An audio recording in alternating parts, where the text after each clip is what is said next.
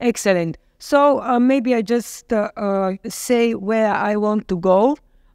Here you see the people that I would like to thank and all those who organize, but actually I want to go to this title that I prepare. So what is the last of Europe? And I want to bring not products and goods going around, but actually dispose the people, and especially to think maybe very fast through some of the terminology that I use and that I work with. So this is racial capitalism, disposed refugees, turbo-fascist nationalisms, and nekrokapitalism. And this is what we actually are living, and we are part of this. And also some part that I want to just bring as notions. So we are really, it doesn't matter still technologically that from former Eastern Europe. Is now okay, the South. Okay. So, as I said, I want to talk about the last of Europe. What is really the last of Europe, no? The last is actually these processes of racialization, disposed refugees, turbo-fascist nationalisms, nekrokapitalism, and what I say here, practically the contemporary necropolitical mafia structures or necrodemocracy. So a lot to do with the question of necrokapitalism. One of the point of departure, we will go through some slides and some of these terms, is one of my major, let's say, thesis is Europe is a castrated space, a space where thousands of refugees have been imprisoned, and a space that thrives on the production of control through a constant improvement of security, or rather through laws, procedures, and forms of governmentality that support security within the European Union and its establishment as Fortress Europe. This is where we live. But this Fortress Europe is not just as a totality, has a lot of differences. So on one hand, there is the old colonialism, characterized by the exploitation of wealth through past colonialism.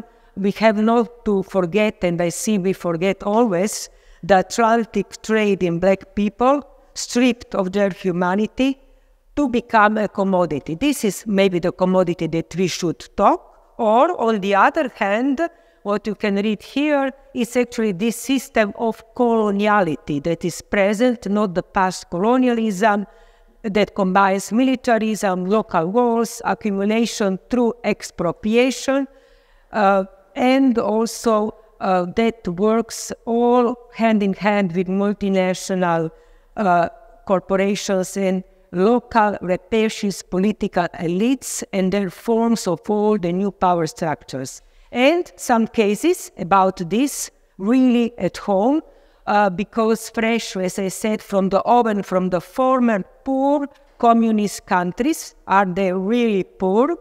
They're because they had the totalitarian ballast, so we have now to think how they said many times we are supposedly colonized. Are we? Are they?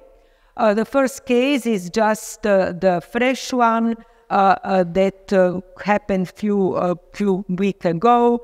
This was actually the court freeze a week ago, or I think it was a week, 10 days ago, a tycoon in retrial over 2018 killing of the journalist Jan Kuciak and also his fiancée.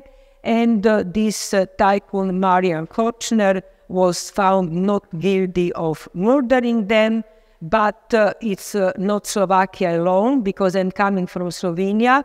I live there and work there, and we have something more historical, that is the legacy of almost 30 years of the constitution of the new states that happened parallel, and this is the category of the erased people. They are called in Slovenian izbrisani, that I think the word is very similar. And what happened for the izbrisani, you see one of these protests going on.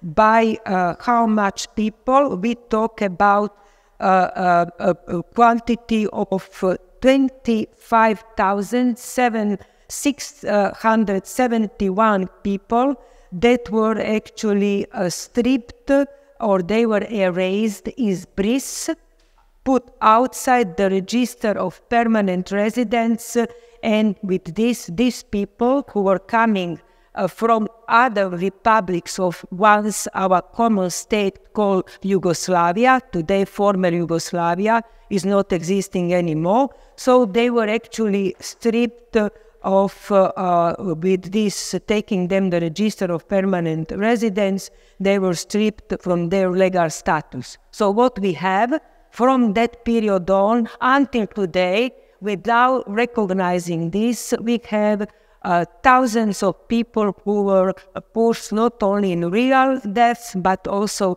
what is called social death. So you don't have anything. You don't have social security. Your children that are born cannot go to school. You have no pension. And this happened from 1992. So it's really a long period of 30 years. And when finally it was a lot of international and European courts into the game, the Slovenian state, when it tried to make like a gesture of asking for, let's say, to shamefully announce that it was a mistake, a part of our Slovenian government just left the parliament. So practically this is a legacy that I call necropolitical legacy. So you have 25,000 people on which you establish the new state of Slovenia from 1991. You do this in 1992 when we are already recognized by Germans and some other states. So it's not reason, as he said, you have to actually with hatredness punish and put outside of the states those who can endanger you. And who were they? They were actually a working class coming from other parts of ex-Yugoslavia, mostly Bosnians, that were the lowest class because they were workers, and they were termed that they are endangering the new Slovenian state. So practically we have a fortress Europe and the racial colonial divide, because these processes of discrimination are connected with the refugees, with racialization, and with this racialization is coming from the colonial divide, this oriental legacy, and it's superimposed onto the division East and West, because today we mostly talk about Europe, and we have a position inside, and then it's this differentiation with poor countries that were totalitarian in the past. We were also colonized. Now we will behave the same as the others from the Occident. Fortress Europe has also developed an internal administrative system of tight processes of discrimination and racialization. I put some of the examples. These discrimination processes from, let's say, parts of former Eastern Europe.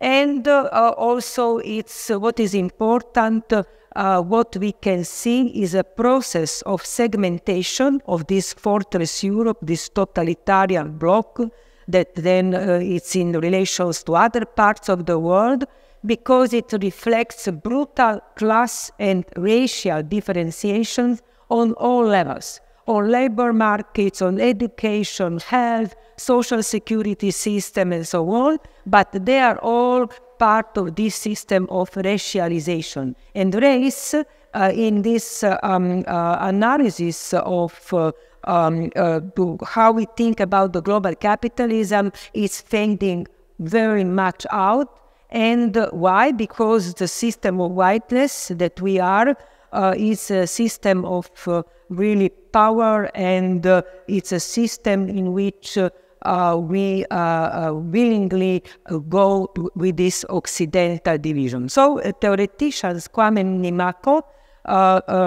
and also another theoretician, Achille Mbembe, that maybe you are familiar. Kwame Nimako is based in the Netherlands, and Achille Mbembe in South Africa. And they talk practically about this space of Europe and call differently one or the other of Europe psychosis. And one of these psychoses is precisely based on this production of people who are disposed. They cannot enter this what is called Fortress of Europe, and practically, as Kwame Nimako says, and Europe psychosis, it's here because aim to keep Africans, that we see very clearly with all these ways of rhetorics and cynicism. We are actually trying to help them because they don't know what they are doing when they are trying to come to Europe. So it's one of the main targets is precisely these others, and these others are really to be seen not as a cultural category, but produced along the racialization that is actually repeating the colonial divide. So the non-citizens of non-Western origins are caught in a vicious transactions in the present situation in Europe that is called sometimes like we face the refugee crisis, that is in fact the crisis of predominantly the European Union and its Occidental humanitarian governmentality principle. And this European Union, we are also part, so we are not outside of this. What is important is that despite several projects aimed at fostering a Europe-wide dialogue between citizens, refugees, asylum seekers, NGOs, politicians, and the European leaders, things are and are they were and are remaining scandalous. EU governments conceive and implement tough immigration laws in Europe and conclude dirty agreements with states bordering Europe. Again, in this story, we, the poor former Eastern European countries, are not outside. We are actually at the center and practically working with this. So I decided to bring some artistic, cultural projects that point precisely to this, maybe a place where some of the ideas can be more palpable. So one of the projects that I just want to mention but not showing so much is a project called Will You Marry Me? Border Politics of Passports. And the artist is Henry Denis that is preparing a project that will be presented, it's not yet, in June 2023. And practically she is saying, give me your passports of the EU and not a ring. I can enchain myself inside the Fortress Europe and stop and want to stop deportation. And so this is practically a work in which the focus is into getting the European passports. Or when it was a marriage between Henry Denis and Oke Fial, and the vows were going in such a way, saying, Henry, I will not show the images because the work will be presented in June, but in Vienna. So Henry is saying, I, Henry Denis, take you, Oke Fial, to be my lawfully wedded spouse in this performance called marriage. I acknowledge that this union is not based on romantic love, but rather on practicality, respect, and our mutual understanding on how bias and violent migration and its border policies are in Europe. However, I promise to play my part with sincerity and authenticity to bring this performance to life. I vow to collaborate with you to create a portrayal that challenges societal norms. I promise to support you in your endeavors and to bring my best to the stage every time we perform together. In this performance called marriage, I give you my word that I will bring my heart and soul to make this a memorable and impactful experience for both of us, for the audience and for this bureaucratic European system. I vow to bring this story to life with passion, humor, and poignancy until our mission is accomplished and we gracefully divorce. That means you get the passport and you actually can go in a different direction. And it was also interesting that though we talk on, let's say, the base and the superstructure, but mostly on the base, the superstructure and the institutions are collaborating directly in these processes of racial capitalism. So the East-West division of Europe has, so to speak, disappeared, and we practically today, we see very clearly speak about democracy and totalitarianism, and the most central division that is covered, because it is tacitly passed over, is precisely the racial colonial division of the European Union and Europe, establishing and maintaining sharp distance from Africa and the Middle East. This is, I think, central for understanding these processes of how we can think of Europe. And nobody wants to talk about this. Nobody. It's just passé, give me a break, don't talk about. So, Natraka points, theoretician from Great Britain, points that recent work by Sarah Ferris, Silvia Federici, and others has highlighted that the gendered, racialized division of labor within white, patriarchal capitalist society reproduces the feminized and racialized character of this work across the supposed divide of the global north and global south, where women and feminized workers from the global south, that is, workers of color, are often responsible for the social reproduction of bodies in or from the global north. Such work has also highlighted that wage reproductive labor makes up a significant portion of the GDP in Western economies. And Natraka is saying that practically global north doesn't exist in isolation because it's the wealth of the global north is extracted and has like accrued and accumulated. So this extractivism and these relations has to be pointed out. So this was two images from a film that we are doing with Tjašou Kancler and Jovitou Pristovšeko, and will be soon presented, has a title Insurgent Flows, Trans, Decolonial and Black Marxist Futures. In abolition geography, another theoretician that you probably know and are familiar, so abolition geography and the problem of innocence, scholar Ruth Wilson Gilmore described all these processes as follows.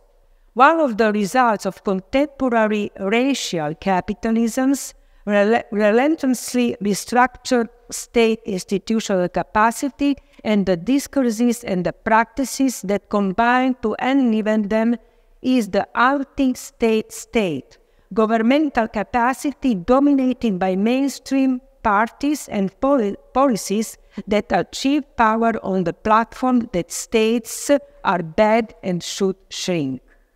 End of quotation. Moreover, it seems that former Eastern Europe is like isolated from all of this, and that has to be treated differently. But my point is, this is not a conceivable thesis. If there is a difference, it is based on a paradox. Everything that is in the West is simply more brutal, aggravated and glorified in the former Eastern Europe. And I want also to expose that global neoliberal capitalism, which today expresses itself in a variety of adjectives that are absolutely not adjectives, but levels of conditions such as necrokapitalism, finance capitalism, necro-sovereignty. So this necro, this word that means death, it's actually to be added to all what we talk these days, and we see this very clearly, was able to present a neat image of the civilized world, while the other spaces, territories, showed a retributing hyper-nationalism, brutal processes of obvious human rights violations, and so on. So this is how also it's presented. No? We are here in the Fortress Europe, then you see around what's going on in Africa and other parts, and this is actually presented as brutal processes, and is emphasized human rights violation, and so on and so on. We can talk about the EU and the rest of Europe, but the parallels between the EU and us, for example, if we take US and UK, which left the EU, cannot be ignored. If you think the rotten democracy in the US that has emerged as a result of the post-Trump era is an exception, is not, because it's slowly but steadily renewing itself in the EU and especially in the UK. So the necro-state. What could be this necro-state after all these words, necro, necro, necro? What is the necro-state indeed?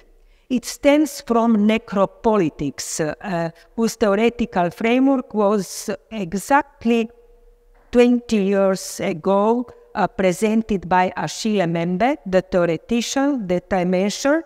And the simplest definition of necropolitics is that it's a form of a government in which the state or some other governing figure, because not only the state, a despotic ruler or a coalition, determines who may live and who must die. And this who may live and who must die is the shortest and the smallest definition of necropolitics. And how it's coming to understand this, because before we were always talking about biopolitics, we talk already and still about Foucault is always brought back from the 70s. But if you think about biopolitics, there was another sort of things. They are practically after the Second World War and the Nazi regime and the complicity of the Occident in what was going on in other states in Europe,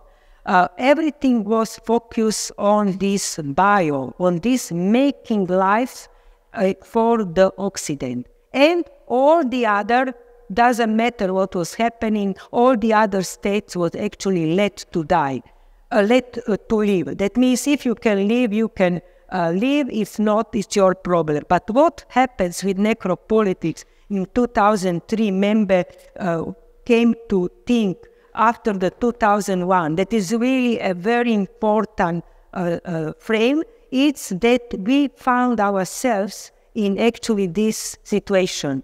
You can live if you have your sources. Let live. This is what you can get.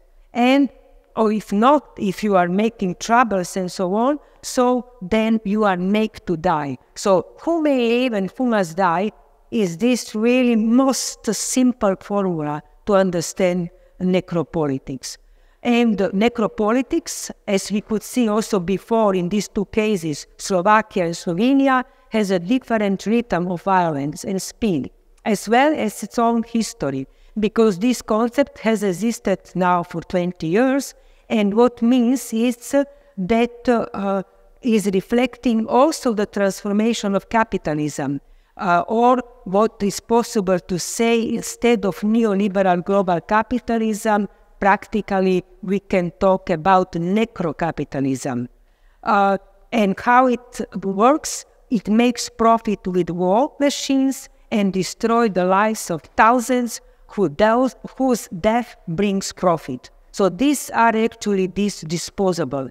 thousands, millions are absolutely left. So nobody, for example, talk about Afghanistan these days, no? And what is going on there?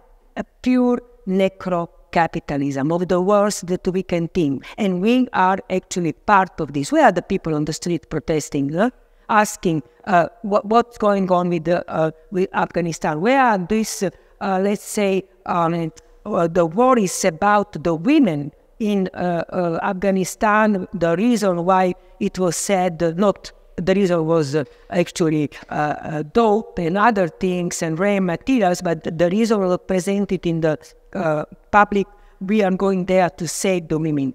Nobody talks about these things. So necrokapitalism is not something that suddenly fell from the sky by a hyper-condensed form of capitalist reproduction and the new way of making money, not with an army of proletarians looking for work, but with a surplus population just waiting to be ousted. This is the key, dispossession, and we are also in this line. So we cannot just say, okay, we are white, we just watch this and then say this is not our business. Sooner or later, it's actually also that fortress is taking and cleaning, for example, the peripheral regarding and making population that are waiting to be ousted. Also, how to understand this necropolitics is with some stories that are super important, completely left out of any kind of thinking, and this is the Srebrenica genocide in 1995 that actually can be termed one of the most clear examples, again, of necropolitics. And necropolitics was not only at that point going in Europe, but we had actually Rwanda. But they were going on in two different geographical spaces. So transitional, the violent removal of others, the erasures, takes the form of the state of exceptions. So this is also one of the moments, if we think of the Srebrenica genocide, where in Bosnia and Herzegovina in 1995, and the whole space, if we go back again to these former Eastern European countries, practically we can see that transitional capital and accumulation in the former socialism require a state of exception.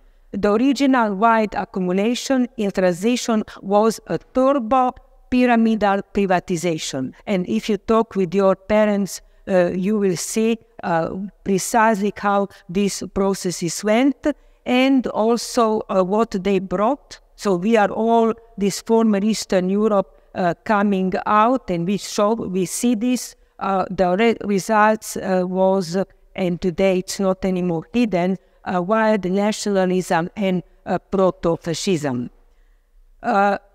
So this is interesting because from these cases like Membe in South Africa, and also looking back what was going on in former Eastern European space, specifically in ex-Yugoslavia, different theoreticians could formulate something that then after that started to be very palpable in the whole European and also world spectrum. So when necrocapitalism or necropolitics were termed, it was impossible to think that this has anything to do with the global world, less to do, for example, with Europe. But practically there was already a history of this, we didn't know the term. So when happened the genocide in Srebrenica, a feminist theoretician, Žarana Papić, was so brave and said that this is a turbo-fascism. And when she started to think about everything what was connected with Serbia, she said practically turbo-fascism was fundamental to execute the Srebrenica genocide in Bosnia and Herzegovina because it worked with killing anyone produced as the other. And why turbofascism?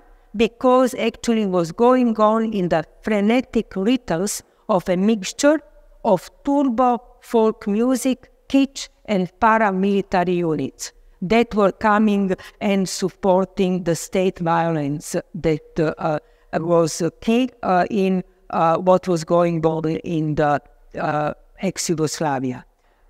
So in that Srebrenica genocide that was in 1995, 8,000 Bosniak Muslim men and boys in the vicinity of the town of Srebrenica in July 1995 was simply in few days slaughtered. And it lasted decades in order that that was pronounced and termed as a genocide. That is something much more bigger than just to say things happen in the war. So if we come to this point of this turbo-fascist nationalism that we see, it's actually expanding in European context. If you think about what's going on in former Eastern European countries, you have turbo-fascist nationalism on every corner, just coming out from Slovenia to Hungary to Poland. It's possible to detect, and it's very interesting that all these processes are also part of what is termed by Tanja Marković consensual, violent, collective amnesia. We don't remember these things. They are practically not existing. Not even the Srebrenica genocide, it's recognized because, as you know, it's actually, if you say that the genocide didn't happen, you actually have to go to prison. But in Serbia, on the official government, they say the genocide never happened, and this is then also repeated in Republika Srpska in Bosnia and Herzegovina.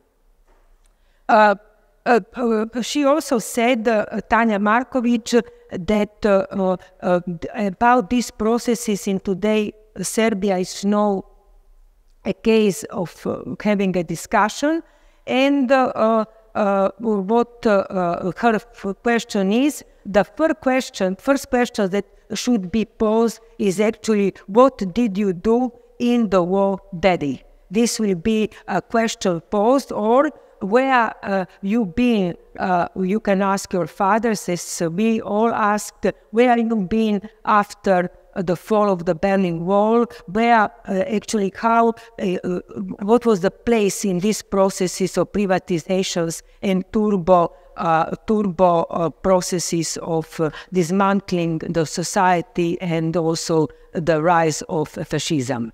I just want to see what is the time. 5 more minutes. Okay, good. Anyway, I'm coming to an end. And we now think, no, this has nothing to do with us, but these processes of racialization just happened when the war in Ukraine started, to the aggression on Ukraine. All what I was now describing, actually, despite the Black Lives Matter, happened right there. And again, the former Eastern European countries were at the forefront, because at that point, along the border between Ukraine and then Poland specifically, but other countries, we could see an unbelievable process, and this was the process of selecting the right foreigners from the wrong. In other words, the real refugees or migrants from the wrong, that was practically based on racial profiling. Skin color decides in that case, and for almost a week or 10 days, nobody was disturbed. Nobody asked these things in Slovenia. The declaration of our government was, finally, we have in front of us the right refugees. They are our refugees. So these processes of racialization are key for the necropolitics that we see, and they are absolutely because of the system of whiteness, the very violent system of whiteness that we are all taking part, and absolutely not reflections in the society, in theory, not in academic text. Everything is like a totalitarian block. We are poor, we have to think what is our place. Practically, we had in front of us these processes of racialization going along the line of division, and this was the colonial division. And many said, I have nothing to do with this. We were not part of the colonialism. So this is not our case. But still, the whole process was actually there. So this redefinition of the foreigner based on strict racial profiling is based practically on the skin color, and that elements even more insight and give power to far-right populism. So this will be the story. Maybe another part will be necessary that I prepared, but because we are running out of time, I will stop here, and I brought some of the terms that I wanted. Thank you very much.